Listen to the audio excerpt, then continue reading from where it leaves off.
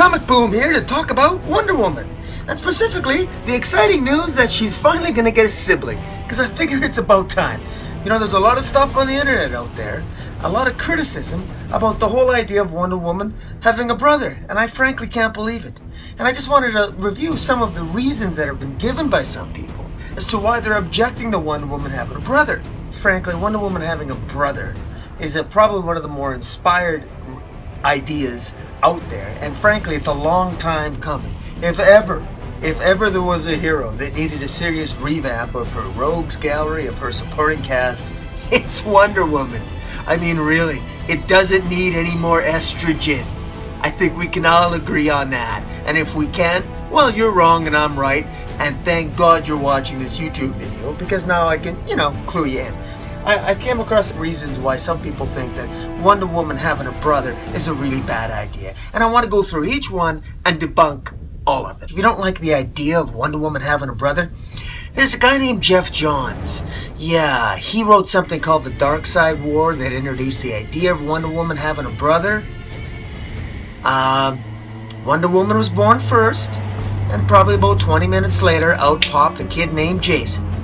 And Jason, that's her brother's name. And he's probably Jason of the Argonauts fame. That Jason, yeah. I think that's kind of cool. Now, not only that, but Jeff Johns happens to be the same guy who helped in the creation of the Wonder Woman movie. So him and Patty Jenkins, who is of course a woman, which is, I think, pleasing to a lot of feminists out there, or people that somehow nonsensically believe that you have to be a woman to know how to write women. And yet, strangely enough, seem to love Greg Rucka, who's a man. They love Greg Rucka's Rebirth run, but we'll get to that in a bit. The fact of the matter is Jeff Johns' writing was inspired, and thank God for that, because look how successful the Wonder Woman movie has been. And he's working on Wonder Woman 2 with Patty Jenkins, the director, so this should be really, really good. So let's dispense with this notion that nobody asked for Wonder Woman to have a brother. Everything exists in the imagination of the writers. So loosen up. Okay, so carrying on here. Now, the accusation again is that Warner Brothers is tone deaf. And that somehow Wonder Woman having a brother betrays the fans of Wonder Woman. Now, I always get a kick out of this. Betraying the fans of Wonder Woman. See, I'm a fan of Wonder Woman, and it doesn't betray me. I love the fact that Wonder Woman might have a brother. I think it's about time. Batman can have his Robin, Superman can have his Supergirl, and his Super Cow and his Super Dog Crypto. Batman can have Gotham Girl, he can have Cassandra Cain, Spoiler, Batgirl, etc., etc., etc. But somehow if we give Wonder Woman a brother, that's wrong. You can make Wonder Woman a lesbian, that's okay. You can make her bisexual, that's okay. You can give her a love interest with an emasculated man like Steve Trevor, that's okay. But you can't give her a brother who has a little bit of testosterone. No, that's wrong. Please, give it a rest. Another reason some fans are objecting is that there are so many amazing female writers out there. Why don't they give Wonder Woman to a woman? As if somehow if you gave the writing chores to the Jason brother storyline to a woman, it would erase the brother. It's not going to happen. They gave the writing chores of writing the cool and awesome story of Wonder Woman having a brother to a male writer by the name of James Robinson. And he is an awesome writer. He's a very good writer. He's got a long established history and he's very good. Anybody who thinks that there is a relationship between gender and the quality of writing needs their head examined. What is one of the most successful runs on Wonder Woman? The most praised runs of Wonder Woman? It's Greg Rucka's Wonder Woman, his Rebirth Wonder Woman. He's written a female-centric story about female empowerment. Not a lot of equality in there, but again, about female empowerment. And people are loving it. Men and women are loving Greg Rucka's storyline. He's a man. Last time I checked, I don't think he's coming out. I think he self-identifies as a man as well. I'm quite certain he's not self-identifying as a woman or a trans or whatever else there is out there. So, what's the issue? This notion that there's a lot of amazing female writers out there, so give Wonder Woman a female writer. Well, here's the thing. You see, they are giving Wonder Woman the next 5 issues of Wonder Woman is going to a woman by the name of Shea Fontana. And she is a good writer. She writes DC Superhero Girls. And DC Superhero Girls has been phenomenally successful for Warner Brothers toys and products, and for the graphic novel called Final Crises, in which the DC Superhero Girls High School, there was an adventure. I bought the graphic novel for my daughter, even though she's only 2.5. She loves it. She rips all the pages up, so that's how I know she likes it. It's really good. So Shea Fontana, she's actually writing a story for the next 5 issues of Wonder Woman. So in terms of timing, the timing couldn't be better.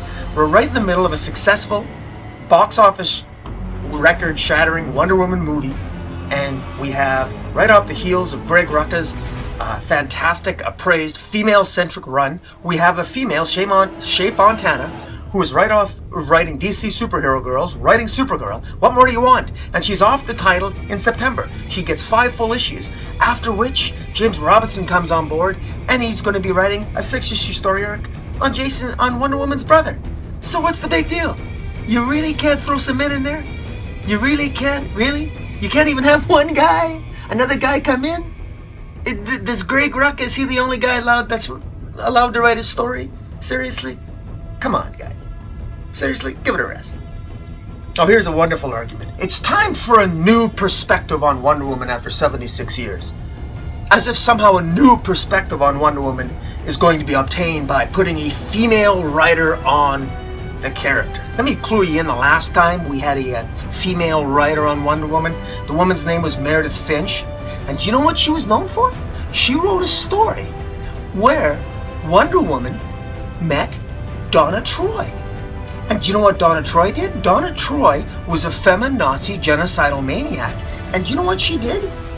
She exterminated every single man on Paradise Island in a genocidal rage. She was a man-hating feminazi. That was the writing. That was a woman writing it. And it got terrible reviews. Nobody generally liked her entire run on the title. And it wasn't very well received. And it pretty much destroyed any like that anyone had to the New 52 Donna Troy, which is one of the main reasons why in Rebirth, Donna Troy is completely unrecognizable, thank God, from her New 52 counterpart. So please, this notion that a female writer on Wonder Woman is going to write the character just the way you want to write her is nonsense. Now, I say that not to pick on Meredith Finch, because the fact of the matter is that a man is equally as capable as writing terrible Wonder Woman stories as a woman is. They're both equally capable of incompetence and equally capable of very good, high-quality stories. But this notion that gender somehow, one way or the other, equates to a certain level of quality of writing is absurd. It has to do with merit. When you just look to equaling the playing field based on gender or diversity, and you don't look to merit, you get what you pay for. And, well, I'll just leave it at that. Another argument against Wonder Woman having a brother is that some people think it's going to take away from Wonder Woman's uniqueness. I say that's absolute rubbish.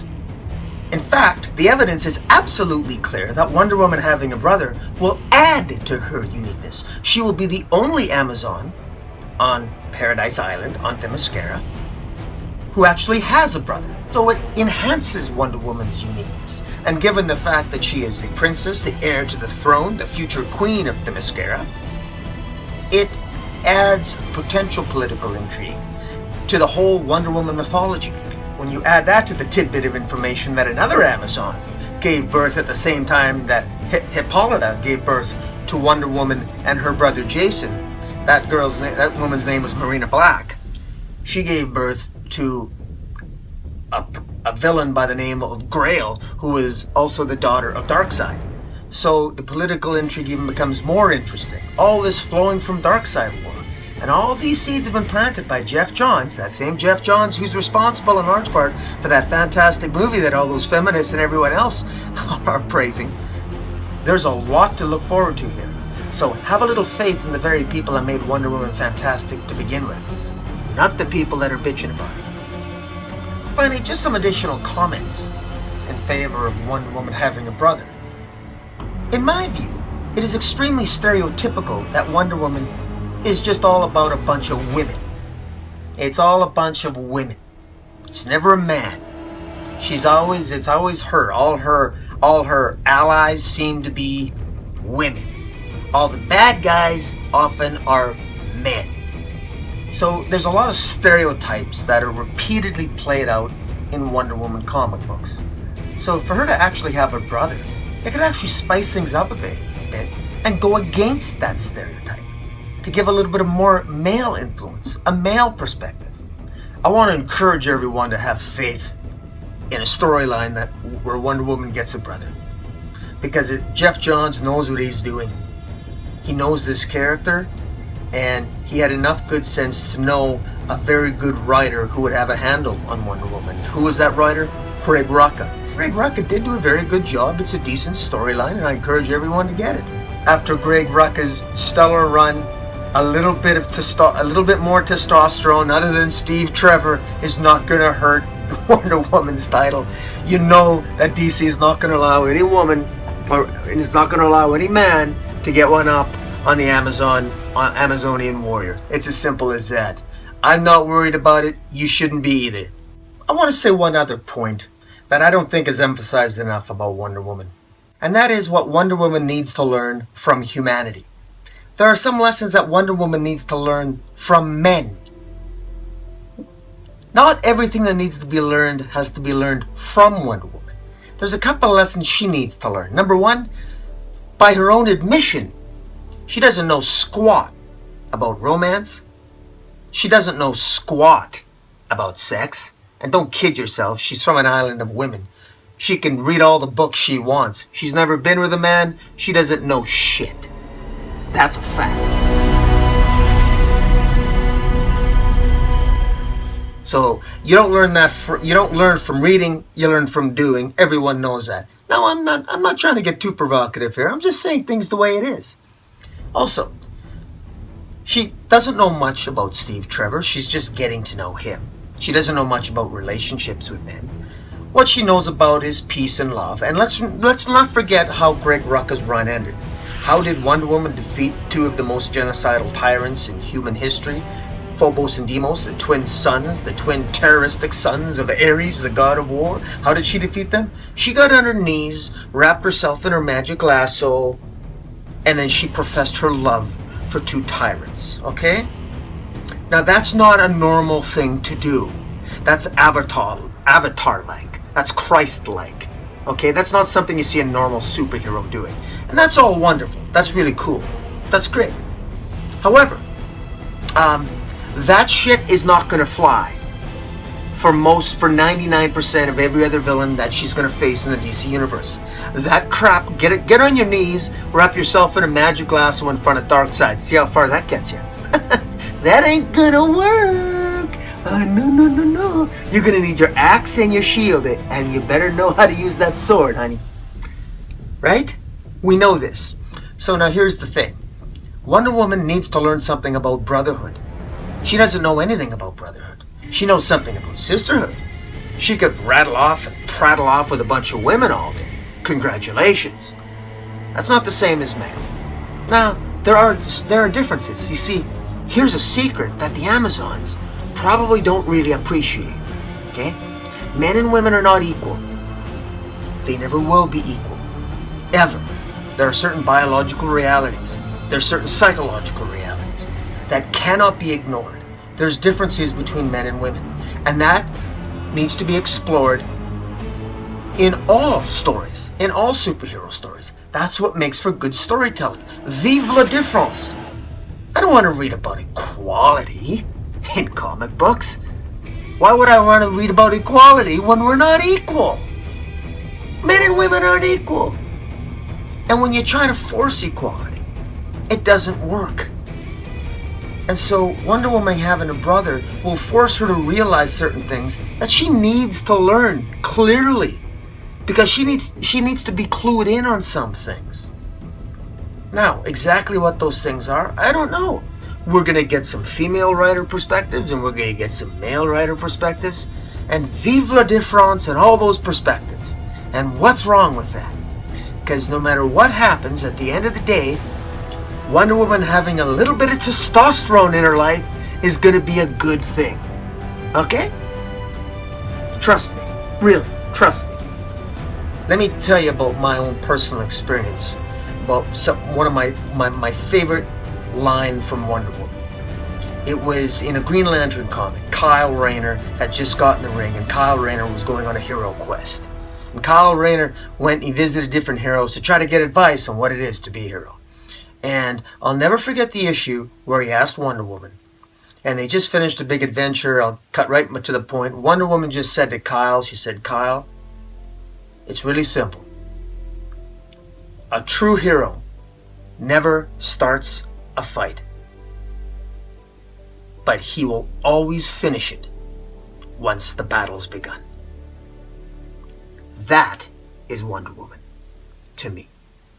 And that's what I think is awesome. And I believe that's what the movie epitomized in many ways, in addition to the love, the compassion, and everything else. And I also want to point out, I want to give kudos to another Wonder Woman writer, a female writer, Gail Simone, who I respect tremendously, and I had the privilege of meeting at a Calgary Comic Convention. I can't remember the exact year. It was, good Lord, it's going on 5 or 6, 7 years ago. But she's an amazing person, and she tweeted something out, a thread, and I want to read it verbatim here. Gail Simone tweeted this. She says, okay, I have a little story. It's about the power of Wonder Woman and how comics sometimes have real-life consequences. She says, when I was a kid, what I wanted from comics was just escapist entertainment. That's still the kind of comic I most love and enjoy writing.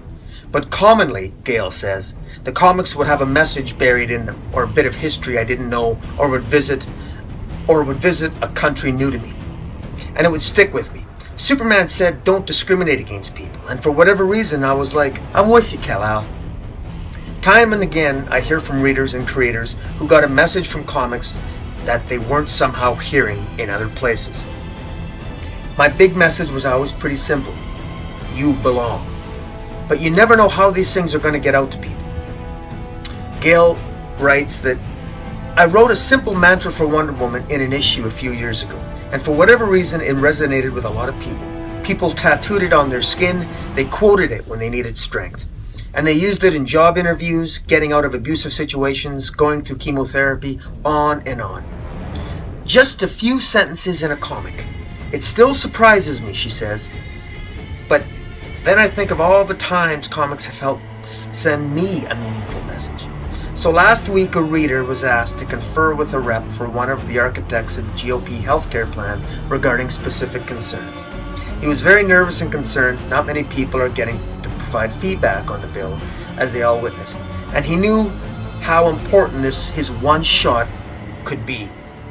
He wrote to tell me he was taking the mantra with him. The mantra is, keep faith, trust to love, fight with honor, but fight to win. Gail Simone goes on to say that she was inspired by this particular politician who himself felt inspired by the mantra that she wrote, some simple words in a Wonder Woman comic book. And in Gail Simone's mind, that was one of the most Wonder Woman things she had ever experienced. That's the power of Wonder Woman. And it's got nothing to do with gender.